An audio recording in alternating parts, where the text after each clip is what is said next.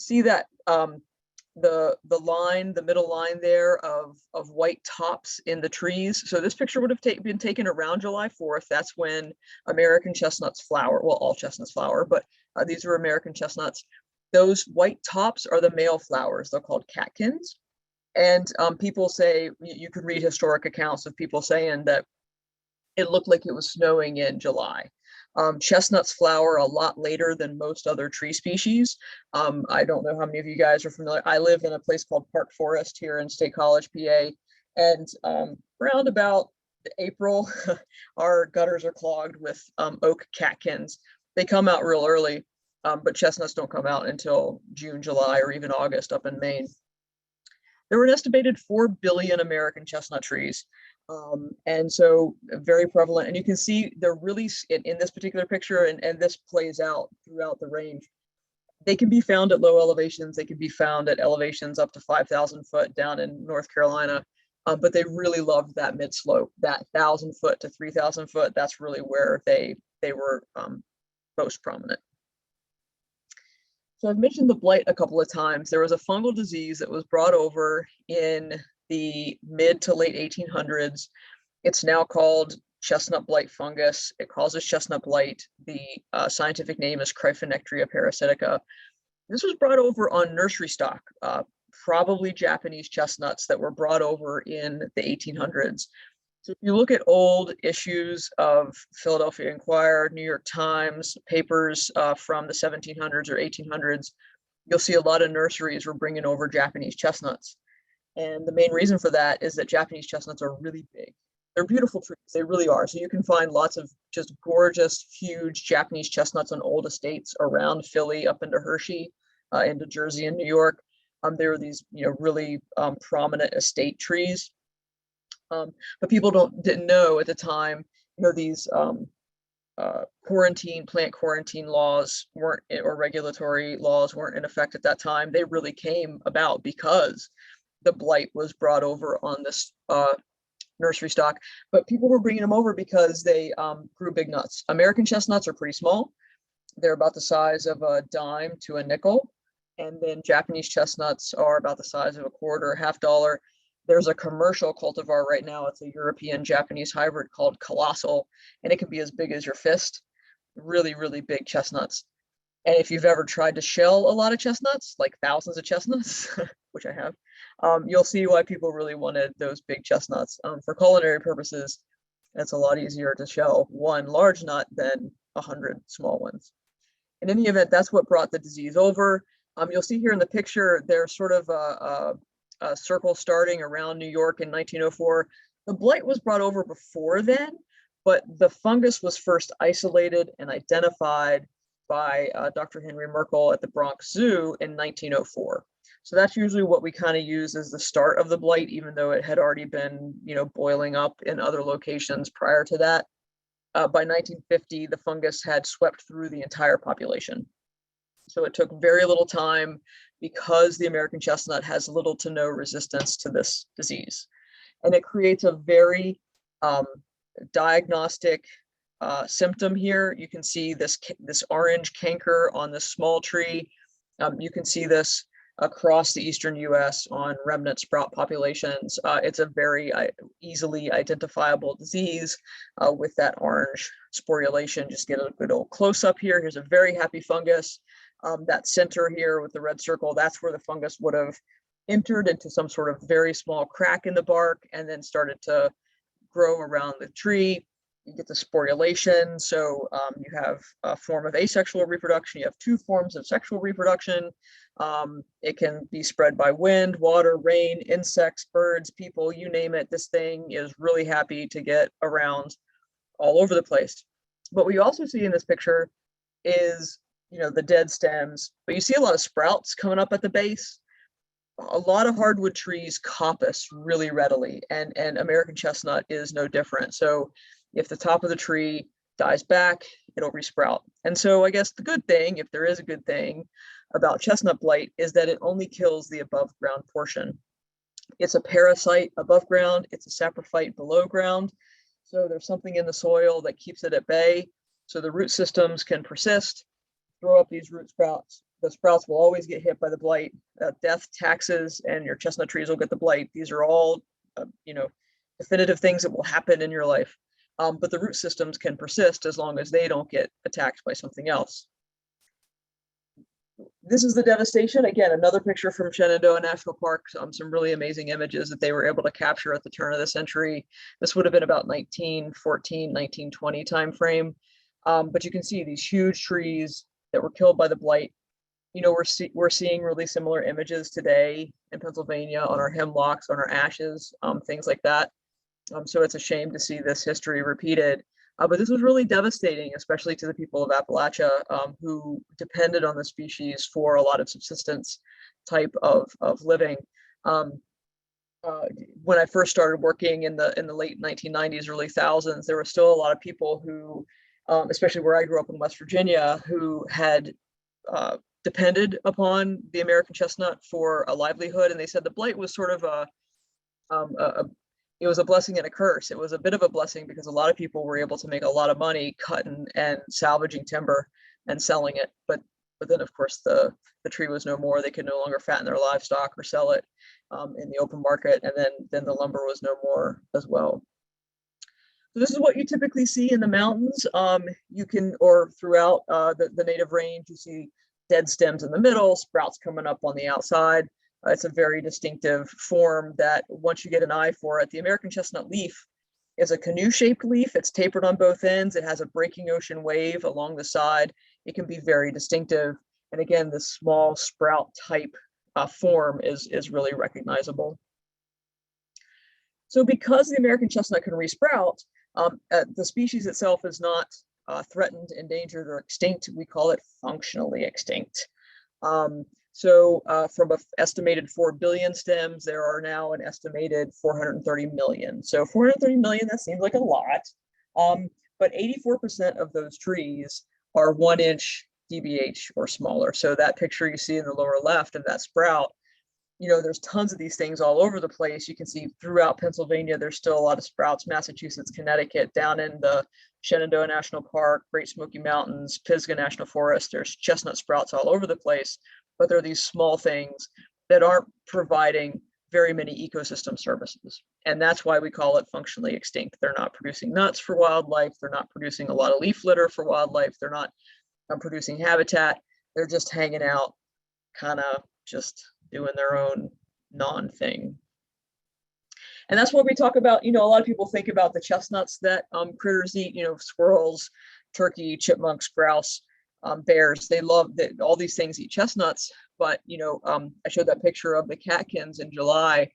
This is a producer of pollen that can feed pollinators at a time when there aren't a lot of other pollen sources, especially high up in the canopy.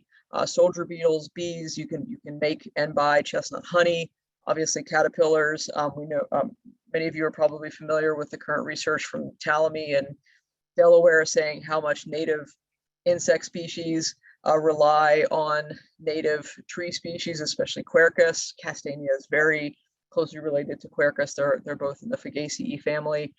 But then leaf litter falls down, it decomposes, it feeds larvae in aquatic ecosystems, which then feed fish. So there's this greater ecosystem services that this species provides, some of which are distinct and provided by only this species, and some of which all other species provide.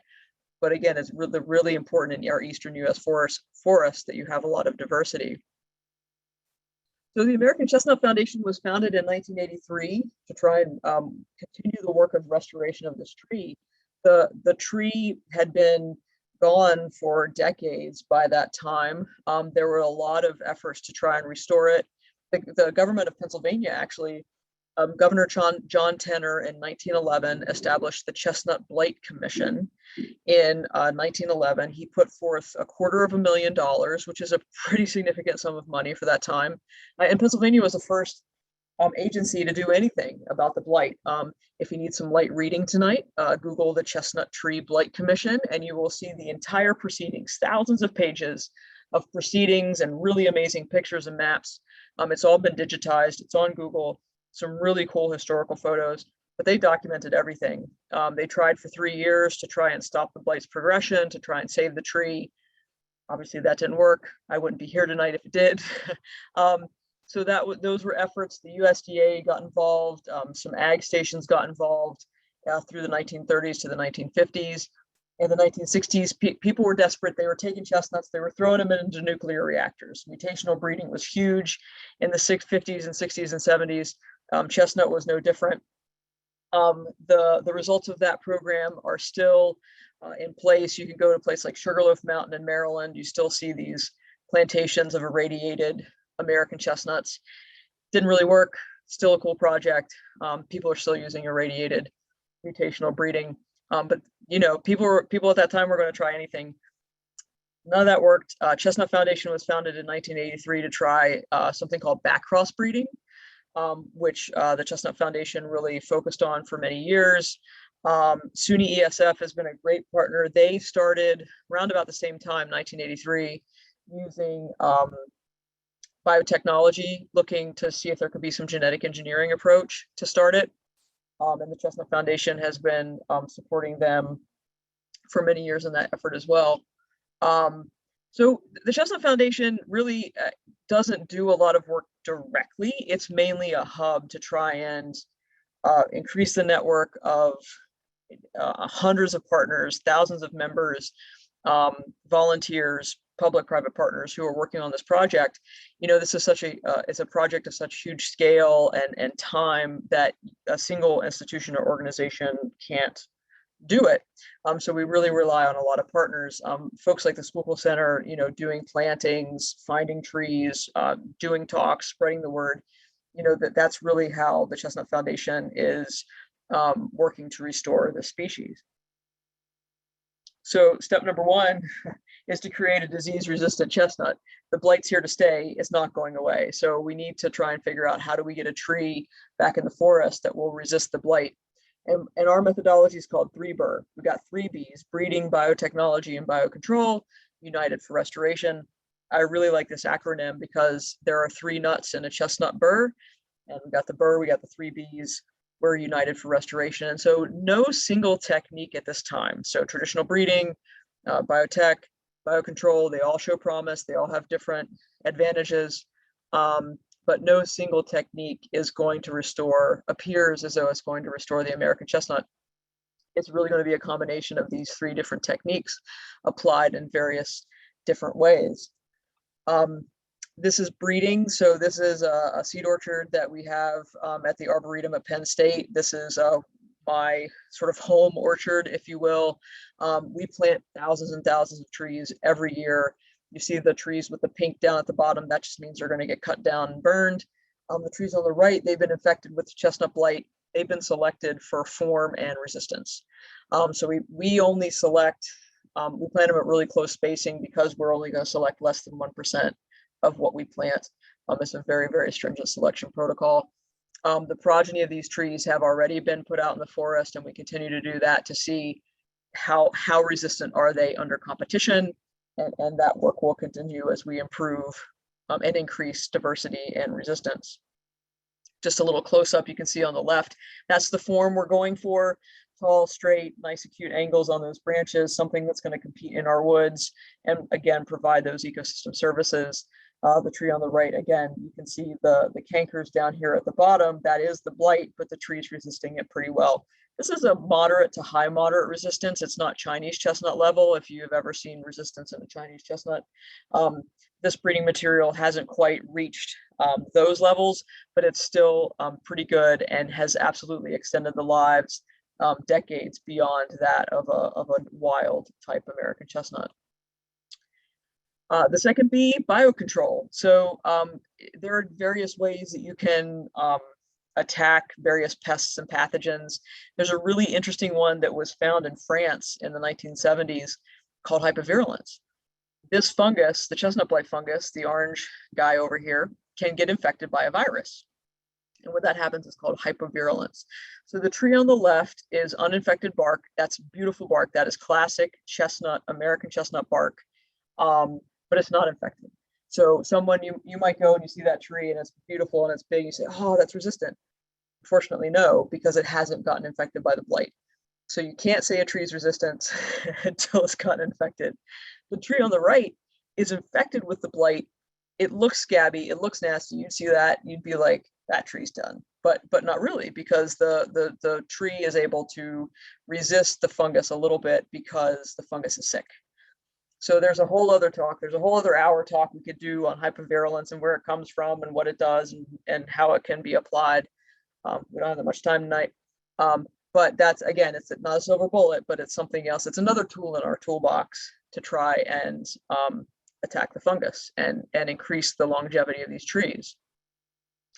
So the third B, which is covered up by this plasmid construct, I'm sorry, but the third B says biotechnology. And there are a lot of different types of biotechnology that you can look at. I think the big buzzword these days is CRISPR and gene editing. And we're looking at that. We would really like to apply that to chestnut, but we're about 10, 15 or so years out before we could actually utilize that technology on American chestnut. But there's all kinds of technologies that are advancing really quickly that we're excited to use. The most advanced biotech technique right now is a tree called Darling 58, and the Darling line of chestnuts, sometimes called D58. So this line was created by SUNY ESF, the State University of New York, their environmental science and forestry school in Syracuse. Bill Powell and his colleagues there found that there's this gene called OXO, OXO gene from wheat. The OXO gene creates oxalate oxidase. And the reason that's important is because the chestnut blight fungus creates oxalic acid. The chestnut blight fungus creates oxalic acid to kill the chestnut tissue before it eats it. The OXO gene creates oxalate oxidase to neutralize the oxalic acid. So this gene isn't killing the fungus, it's neutralizing the chemical that the fungus makes to eat the tree when it's ready. So that's a really important distinction, and we'll talk a little bit about regulatory laws and things like that, but this gene has no fungicidal activity. It's not killing the fungus, it's just stopping it from doing what it's doing. The way that this plasmid, so this plasmid here, it's a PVSBP promoter, it's a constitutive promoter, this gene's on all the time. The way that this construct got into chestnut embryos is through a process called agrobacterium mediated transformation. An agrobacterium is a bacteria that creates crown gall. That's that happy tree on the left. That's a crown gall created by Agrobacterium tumefaciens. Again, light reading. Once you're done poring over the Chestnut Blight Commission proceedings from 1911 to 1914, check out agrobacterium mediated transformation. It's a really fascinating methodology for plant transformation. In any event, you got to get the gene in. You got to figure out what gene you want. You got to get the gene in your trees. In the upper right-hand corner, these are tissue culture boxes. So the only material we've found that we could transform are chestnut embryos. Gene gets into the embryos. Embryos go into tissue culture boxes. They grow up into what I call these little chestnut palm trees. And it takes several months then for them to get to a seedling and then to get outplanted into the field. That whole process takes about a year and a half just to test them out in the field. As you may be aware, biotech, genetically engineered organisms require a lot of regulatory oversight. So any transformed American chestnut that's been planted are under permits from the USDA and the EPA. So if we want to restore the American chestnut using this technology, we can't do it under permitting because the permitting says they have to be fenced, they can't be allowed to flower. If they do flower, you have to put these bags over them. You can't allow any squirrels to make off with them and put these transgenic materials out to the forest until they've been proven safe. And the way that you prove them safe, at least to the USDA and EPA, is to file for deregulation. And so that's currently where we are with this particular product. So the breeding material, we can do whatever we want with, the biocontrol, there's some other stuff that goes around with that, but in a form, you can release it as you wish, but the genetically modified material needs to be deregulated. And so you have to get the USDA, the EPA, and the FDA to all say, this is safe. So that's a pretty lengthy process. We're about 2 years into that process. The next step is for the USDA to create what they call an environmental impact statement, or an EIS. And they say they're going to give us that by maybe the end of 2023. all this stuff is public. You can read the entire petition. You can read the 900 pages of the petition for determination of non-regulated status. You can read all of the comments that were given during public comment periods. All of that's public knowledge. Check out the Federal Registry of the US government, type in Darling 58 or American Chestnut, all that documentation will pop up. And so right now what the USDA, EPA, and FDA are looking at are, does this particular organism pose a plant pest risk? That's what they're looking to answer. And they have to, basically it's yes, no. It's not, yes, and, or yes, but, or no, and, it's just yes, no. Yes, we release it. No, we don't. And obviously we're hoping they say yes, but that's the decision we're waiting for before we can plant them out into the landscape. Part of their review says again, is this a plant pest risk? Is it, and there's a lot of these studies that have been done to say, no, it's not. So does the leaf litter decompose as it should? Are seedlings germinating the same? Are critters eating the leaves the same? Are mycorrhizal fungi colonizing the roots? Are bees feeding on the pollen? All these studies have been done, and all the results suggest there's no difference between Darling 58 and wild type or hybrid chestnuts. So that all seems very promising in terms of providing no risk to the landscape or ecosystem. But Darling 58 and other engineered organisms are clones. And so you could restore with clones, but that's not really something you want to do.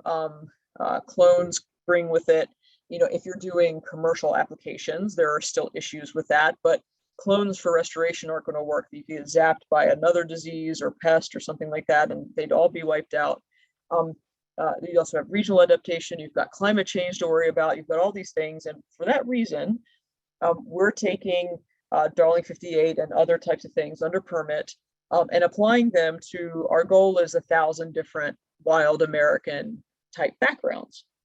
So people like you and the volunteers that work with the American Chestnut Foundation go out, they find trees, they log them in an app. If you want to download an app called TreeSnap, I highly recommend that. You can use iNaturalist.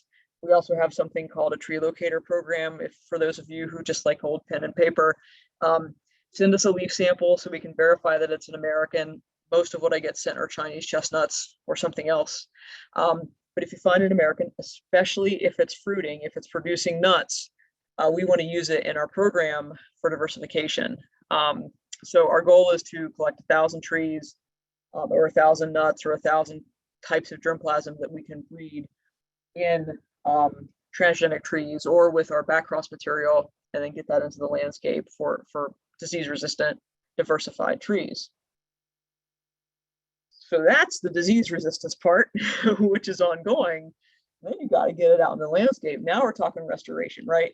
Well, there are amazing amounts of challenges toward restoring an entire species. A lot of times when we talk about restoration, we talk about single locations or, maybe a race of a certain plant or something like that. In this case, we're talking about a species that once, that the original range is over about 180 million acres. Suitable habitat within that landscape is about 100 million acres. These are huge numbers. You've got deer populations that are just out of control, that are 10 to 12 times higher than they were when the chestnut first was eradicated. You've got invasive vegetative competition, stiltgrass, multiflora rhodes, bittersweet, malamenate, which is the bane of my existence right now. You've got other diseases and pests, Phytophthora pneumonia, sudden oak death, ambrosia beetle, spider lanternfly, of course, that all affect our capacity and ability to get this thing back out into the woods. So there's a lot of challenges. Yes, we can work on disease resistance, and we've got a lot of really amazing tools. Now we've got to figure out how to get this thing back out in the landscape. And really the key, as it always has been, is going to be volunteer involvement. People, private citizens, private landowners own 80% or more of the land in the eastern US throughout the habitat of the American chestnut. And they're going to be the biggest key to restoration. Yes, places like the Squirrel Center, places like the Tyler Arboretum, where we have an amazing chestnut orchard. We're working with the Wissahickon watershed, places like this, Forest Service, DCNR, they have amazing amounts of land. They will be planting. but then there's huge swaths of property that are owned privately, and we're going to rely on private landowners to do this planting. So I mentioned the Tyler Arboretum. We have a germplasm conservation orchard. So it's not in the main part of the Arboretum, it's across the street. But if you guys ever want to check it out, I can put you in touch with the folks who help run that. It's a really cool orchard that was established in 1997. And this is a GCO, it's a germplasm conservation orchard. It's got a lot of different American backgrounds from across Pennsylvania that we're using for diversification purposes. The tree on the right, it's not in Philadelphia, it's actually in northern Delaware in Coverdale, near Ashland Nature Center, sorry. That's Q Manus hugging the tree. This is a really cool specimen. So the biggest American chestnuts, and you don't find them very often, I know only about a couple dozen that are this big. It does have the blight, unfortunately. It probably will succumb here relatively soon, but every now and then a tree will escape and get to this size. It is fruiting, it is producing nuts. And so this is the kind of tree that we're really looking after so that we can get material from that and put into our conservation orchards. So I talked a little bit about where chestnut currently is. You know, they can be found across Pennsylvania. I'm really interested in finding trees in areas where we don't have a lot of representation. So the Pine Barrens of New Jersey, if you guys ever get out there, very interested in finding trees around the Pine Barrens, very interested in finding trees in southeastern Ohio, places where we haven't found a lot of trees, but where the range used to be. And you can see this constriction of the range in the current populations. We're really losing a lot of sprouts and sprout populations here in the southwestern part of the range. And the unfortunate thing is that this southwestern part of the range is where a majority of the diversity is for the species. And that makes a lot of sense because when the glaciers came down, a lot of the tree species sought refugia in the southern Appalachians, glaciers receded, trees went back up, but they all were hanging out for so long in the southern Appalachians. That's where all your diversity is. And you find that in a lot of different species, not just Castanea dentata. But it's really imperative that we capture the diversity of the species now because the range is being constricted due to a lot of different things, including climate change. We need to grab those and bring them up north so that we have that diversity long term. I've talked a lot about collecting nuts. You can do vegetative propagation on chestnut, but it's very difficult. You know, I talked about tissue culture. You can graft chestnuts. All of these things are fraught with issues. They're expensive, they're hard, and they don't last a long time. So nuts are always the easiest way to conserve American chestnuts.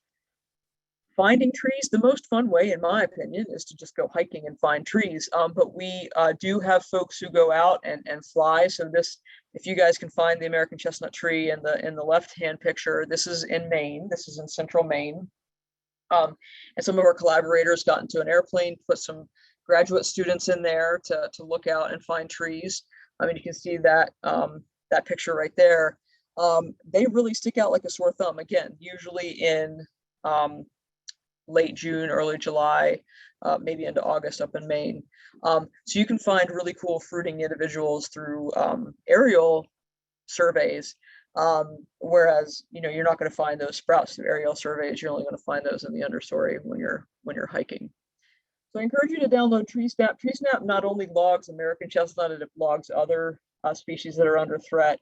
Our ashes, hemlocks, Florida torreya, things like that. There's also a big white oak project. Even though that tree isn't under a huge amount of devastation right now, we are losing our oaks. They're under threat, so they're tracking a lot of those individuals right now.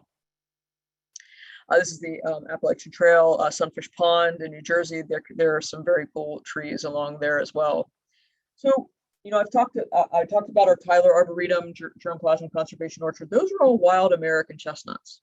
They have no blight resistance whatsoever. And so I want to encourage, a lot of people say, how can I get started? How can I get an American chestnut tree to plant? How can I help in this effort? And, right now, one of the easiest ways, besides finding trees so that we can get into conservation orchards, is to plant these wild type Americans. Yes, they're going to get the blight. Yes, they're going to die, but they can resprout. So this is the Hahn Orchard. This is in Sandy Lake, PA, which is in Mercer County, way up on the other corner of the state in northwestern PA, south of Erie. These trees, there were 500 trees planted in 1983. So, you know, we're 40 years almost from when these trees were planted, and they're really doing amazingly well. There are no original stems left in this orchard. They're just all these stump sprouts, so it'd be more akin to raising hazelnuts, I guess, but you can get a really incredible nut harvest. So as a source for wildlife, as a source for nuts, for culinary purposes, as a source for breeding, these germplasm conservation orchards really provide a huge amount of resources. So I highly recommend them. We work with a lot of hunt clubs to plant these things. They're great early successional habitat too, because they're going to die back, resprout, die back, resprout. So I highly recommend just wild type American chestnuts. That's really easy early entry into the program. And I've seen people, this is an orchard up in Michigan where they interplanted raspberries with chestnuts. So again, you know, if your American chestnuts aren't going to get that big, they're not going to really impede in any of alley cropping that you're doing. So it's kind of a neat synergy that, you know, some agroforestry folks or intercropping folks have been working on. We've got orchards from Maine to Alabama of all different kinds of research types. And ultimately our goal is to get trees back in the landscape like this. This is a breeding site in Maine. 100 million acres or 180 million acres was the native range. We're not going to plant that entire thing, right? We're not, but still, how much are we going to plant? Let's say we want to plant 1 million acres of American chestnuts and hope that nature takes care of the other 99 plus acres where they used to reign over. I mean, it's, when you start to talk about these numbers of 1 million acres, it's really hard to conceive of what it would take to do that. And basically all that means, bottom line, is we need to produce a lot of seedlings and we need to get really good at it. And we need to get really good at planting hardwood trees and figuring out how to get these things to live. 1.2 billion seedlings are produced every year, but about 1 billion of those are loblolly pine seedlings. A very small amount of seedlings in the United States are hardwood, and simply because it's expensive to raise them, it's hard to plant. There's not a whole lot of success. We need to do a lot better in improving our methods for hardwood raising, establishment, and success to see restoration, not just of American chestnut, but these other trees that are under threat, like beech or ash. We need to get a lot better at raising them, creating good, high quality nursery stock, and planting them out like the pine guys do. You know, pine is a lot easier to plant and raise. They can take a lot more insults than hardwoods, but we're not that good at it yet. Only 5% of seedling production in the eastern US are hardwoods, and that's a really small amount. I'm going to skip a lot of these numbers. Basically what this says is, well, basically what that says is we're going to need a lot of seedlings to cover 100 million acres of suitable habitat of American chestnut. And if you run those, it takes about 200 years. Planting at current seedling production levels, it'll take 200 years to cover 1 million acres of American chestnut. So that's a long time. Restoration is a long, long time. And that, you know, obviously critters are going to disperse a lot, but you need to have a certain amount, a certain percentage of land planted for the critters to do their thing. This is a really cool site. Again, we did up in Maine. You can see these little seedlings coming up in the understory that these were black squirrels in, or sorry, red squirrels in Maine that had this hoarding behavior. And it's really neat to follow that.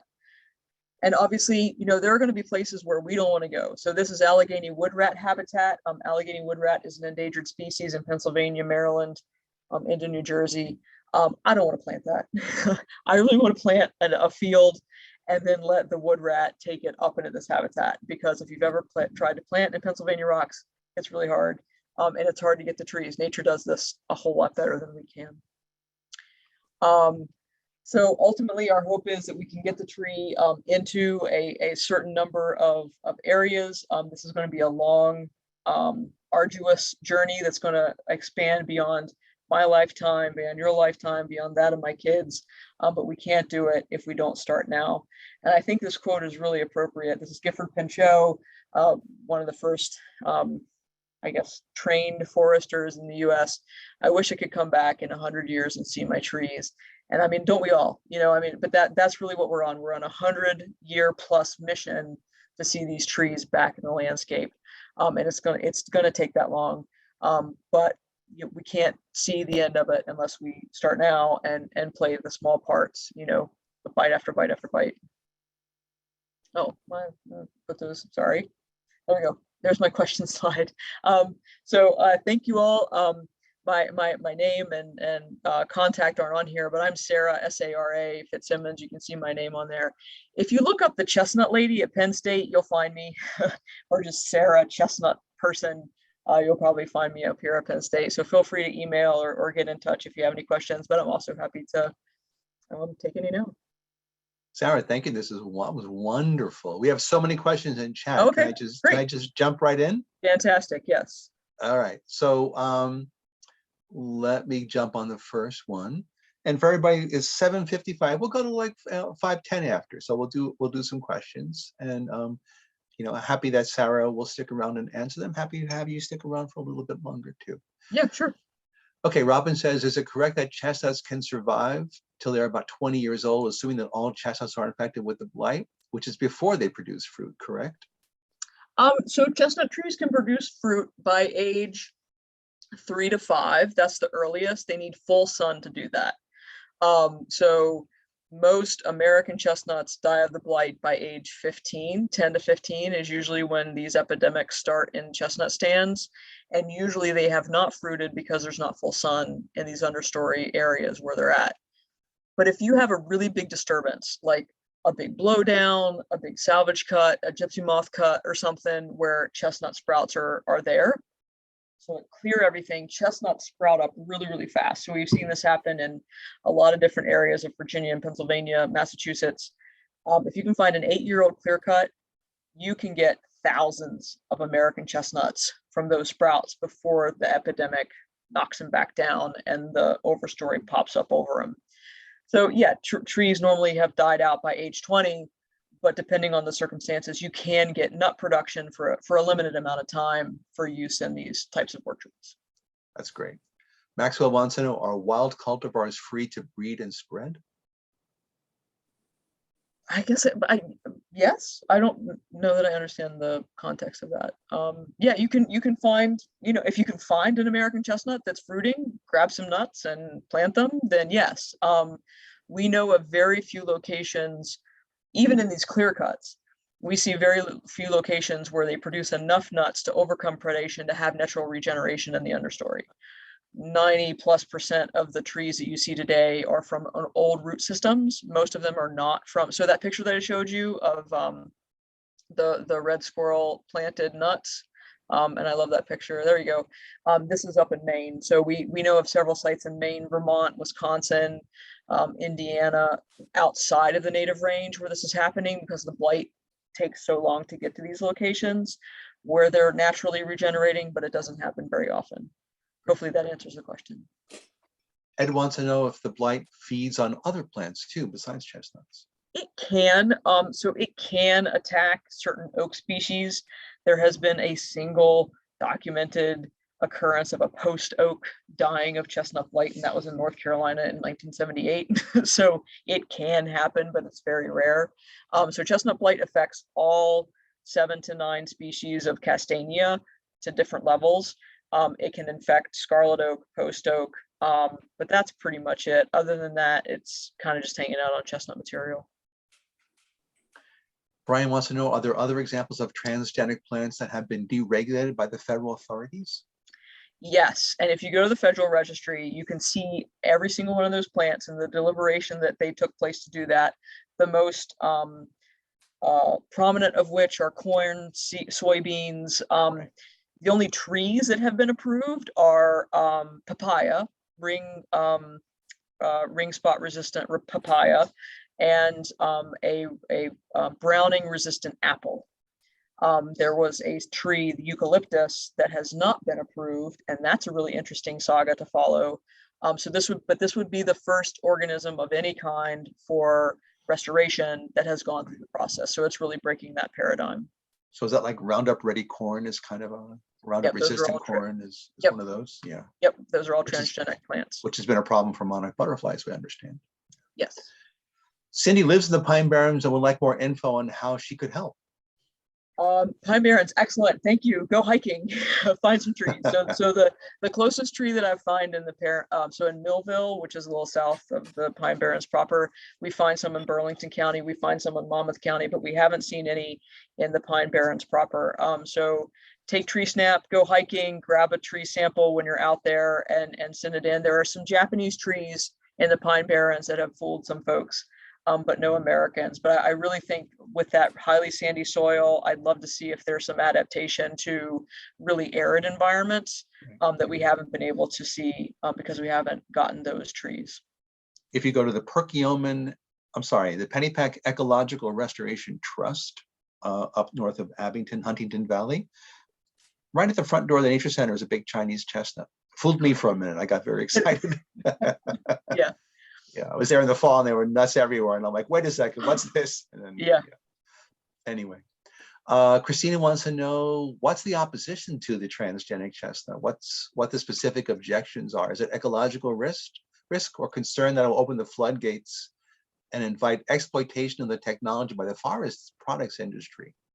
But both. I mean, I think both of those have been brought up by those critical of the technology. So obviously the forest products, I think that can be answered, though. What's been really interesting, especially now being a part of the regulatory process, is regulators don't just open the floodgates. Like this whole process has already been going on 2 years, and we're at least another 2 to 3 years out. That cold tolerant eucalyptus has been in a purgatory for about 6 or 8 years. That poses a whole other suite of problems. But I mean, if you take those two examples, eucalyptus, which is commercial for production, does pose a plant pest risk. It really does. Versus chestnut, which we see no plant pest risk that it can pose. Forest health purposes. So if you can decouple those two purposes, commercial forest health, and also then look at plant pest risk or not, then you can say these organisms are all tracked on a case-by-case basis, and as it should be.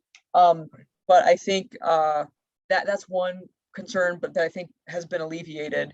The other concern is they call it the precautionary principle. There are certain people who subscribe to this, which just says, well, we don't know if something bad could happen, so we just should not do it. And I mean, I think we wouldn't do anything if you subscribe to that. But that's usually what's brought up in the conversations critical to it. Right, thank you. Stacy says, great talk, Sara. We all agree. Tracy says, this is the question probably everybody has. Can we plant chestnuts in our own yards? You can. So chestnut burrs are very spiky. So just be aware that if you do plant a chestnut, you can no longer go walking barefoot in your yard nearby. I think my first day on the job, I have two kinds of shoes. I have flip-flops and I have boots. My first day on the job, I was an intern and I was wearing flip-flops out in the orchard, and that was the last time I did that. So they're pretty pointy. So imagine a sea urchin growing in a tree urchin, and there are thousands of these things at the base. So yeah, you can plant them in the yard, but plant them far away from where you're going to want to play. And so, like I said, that wild type American is really a great way to kind of dip your toe into the chestnut world. And if you plant a Chinese chestnut, they're going to get real big. And there's nothing wrong with planting Chinese chestnuts. But I think planting an American is going to provide more ecosystem services if you're concerned about that whole native plant thing. And then when we've got backcross material, we've got transgenic material, hopefully that will be distributed in the future, and then you can have a disease resistant or type to plant at that time.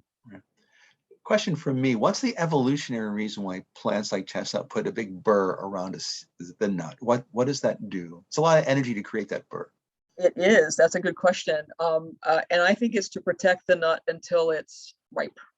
And so, you've got the seed ripening between July until September, October, and then it opens, and then it's open season. So you'll see squirrels, blue jays, So the American chestnut, it's really interesting. So this all goes into like selective history. So Chinese chestnuts have been selectively bred for millennia. So if you find Chinese chestnuts, which you will, in the landscape of the US, they drop the nuts because they've been bred for that. People don't want the nuts up in the tree, they want them down on the ground. So Chinese chestnuts tend to drop them because they've been bred by people to do that.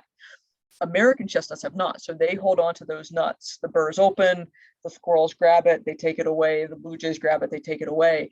But as a tree, you don't want them to do that too early because then your nuts won't be ready to go out into the forest. So Brian asked if you can share the slide deck, but instead of that, actually, we're going to be putting this recorded talk on our YouTube channel. So the Schuylkill Center's YouTube channel, it'll be up there and you can grab it anytime and watch it again. And look at all. Excellent. Great. As you mentioned, other trees having troubles in our forest. Are we seeing a mass extinction event?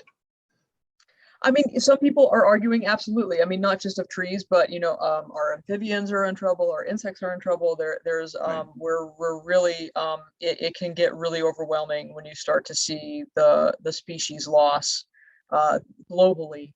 I think if you look in our forests, the U.S. Forest Service has had the same budget for forest health for the past 30 years, and 30 years ago, they were only dealing with about 8 different pests: gypsy moth, I can't remember, Dutch elm disease, a couple other things.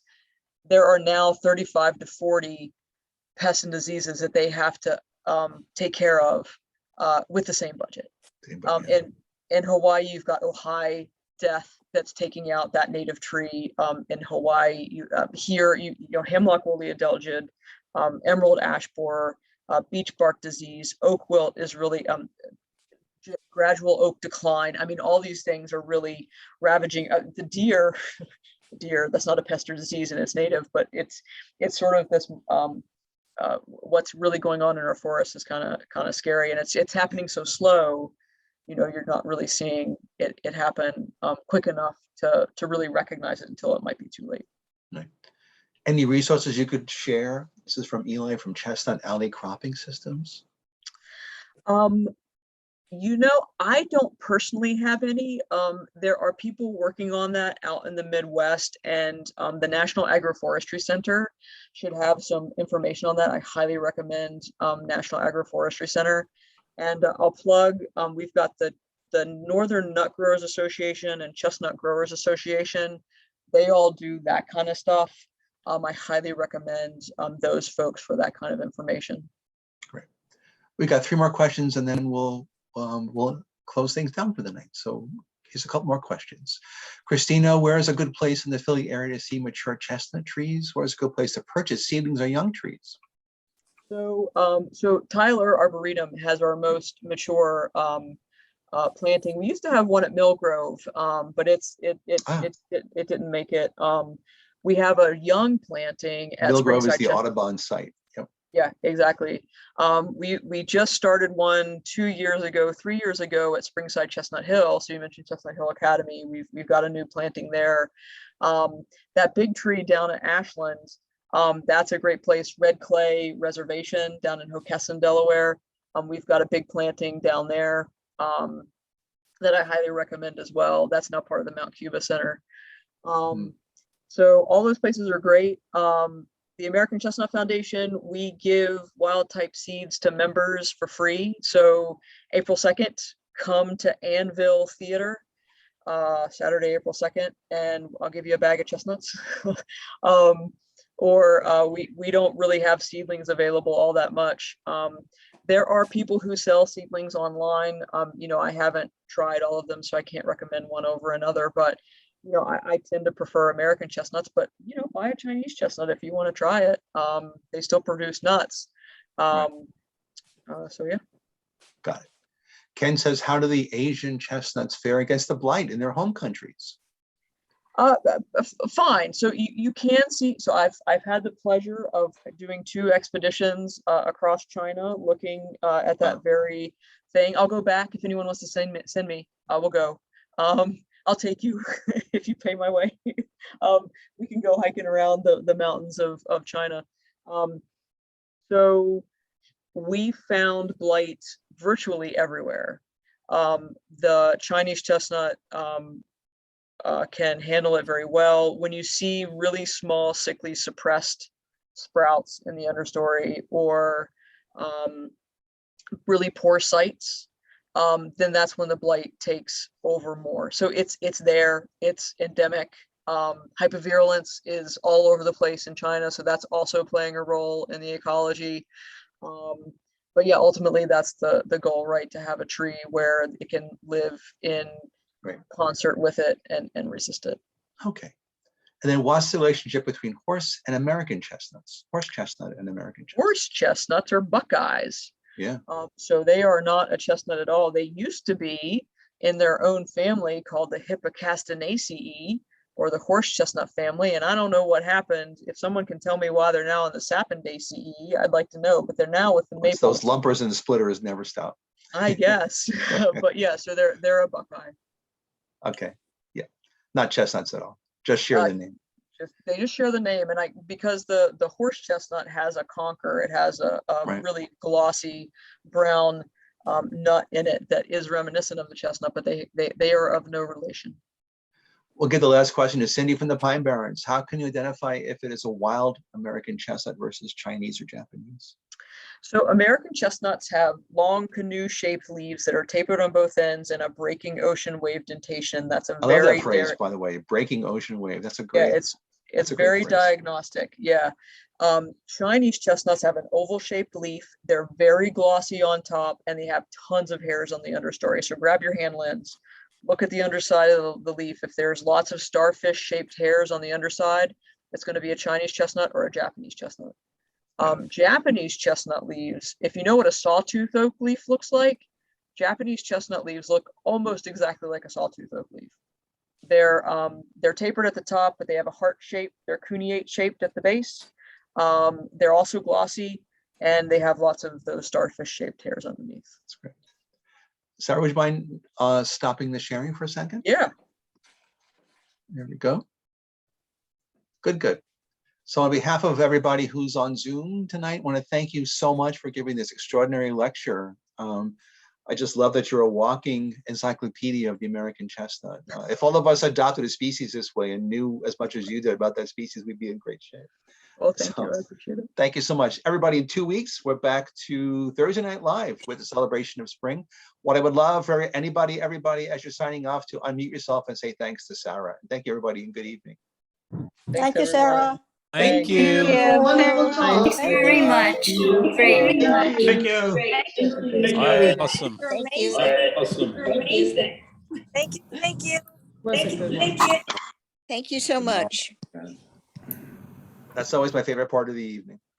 Fun. I've never seen that done. I really like that. I'm going to steal it. Sarah, thank you. That was lovely. It was really wonderful. I'll make sure you get a tape of this too. Okay. I appreciate it. Thanks so much, Thank you. Mike. Really Take appreciate care. it. Thank you. Good night, Bye. everybody. Thank you.